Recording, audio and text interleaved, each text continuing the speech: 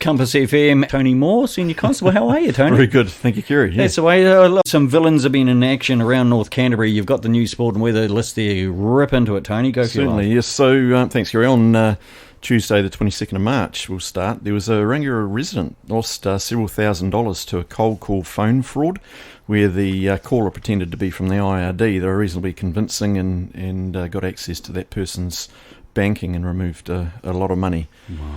Wednesday the 23rd, a trailer was stolen from an address in Kaiapoi between Wednesday the 23rd and Thursday the 24th. Mm-hmm. Number plates were stolen from a vehicle in South Air Road on Thursday. A Mazda Familia was stolen from Paraki Street in Kaiapoi. It was located later on in Papanui, and 6 Christchurch ewes are being dealt with by the police. A black dressage saddle, some stirrup leathers, stirrups and a dressage girth were stolen from a Lily Road address in Rangiora. A Rangiora male was processed for excess breath alcohol on Percival Street in Rangiora. On Friday the 25th, a Christchurch male was processed for excess breath alcohol in Waimakariri. A rear windscreen was smashed on a car in Ayers Street in Rangiora, and another male was processed for drink driving while suspended in Waimakariri. And Christchurch male was processed for driving while suspended in drink driving offences in Rangiora. On Saturday the 26th, a vehicle had its front number plate stolen on King Street in Rangiora, and a vehicle parked near Good Street had its passenger window smashed. And also later that night, a group of youths was seen acting disorderly on Durham Street. Sunday the 27th, a white Ford Courier was stolen from Wootton Place in Kaiapoi, and several other vehicles were interfered with on Kernahan Place in Kaiapoi. And a number of vehicles were broken into at the Wrights Road jet boat ramp down there by the main road bridge. And finally on Monday, yesterday, a couple of sheds were vandalised up in Irwell and Oxford, one in Stephens Road and one in Points Road.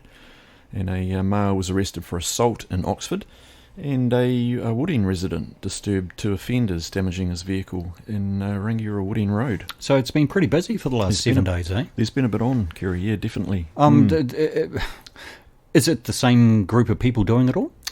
Well, we often say that 5% of the population do 99% of the crime, but yeah. What you do find, particularly with youth offending, is they will start off just with a bit of yahooing, and then they'll get away with that, and then they'll just keep amping it up. So that's it's something that we need to try and nip in the bud quite early, particularly with youth. We can steer them back on the right path, if you like. But generally it's a small percentage of people that are doing a lot of the crime. Okay, so one or two things, Tony. The phone frauds that has been sort of happening now for the last wee while. If anyone rings up and asking you about bank account numbers and that sort of thing, you can usually guarantee that that's a fraud, eh? Yeah, that's right. The larger government departments and banks will never cold call you and ask about your banking. It just pays to just, if you like, ask for their name and then do a separate search for their branch. Yep. And ring the branch. Yep. Or ring the proper IRD number, if you like, if you are curious. Yep. And you'll probably find I know a lot of the websites now have a flag up saying beware of fraud. Mm-hmm. So it's just a case of being a little bit more of a cynic, I suppose. Don't be so trusting. There you go, isn't it? And that's so it sad. Is tough, but it's just the world we live in. There's there's a lot of people doing it. So you're saying that youths, you get them early with youth, so they start off with stealing number plates and they start smashing windows, and before you know it, they're ripping into sheds out in the back of nowhere. Yeah, that's right, and it is always a gradual rise, and we rely on the public to help us a lot with particularly that lower level disorderly type offending, because we need them to call us at the time.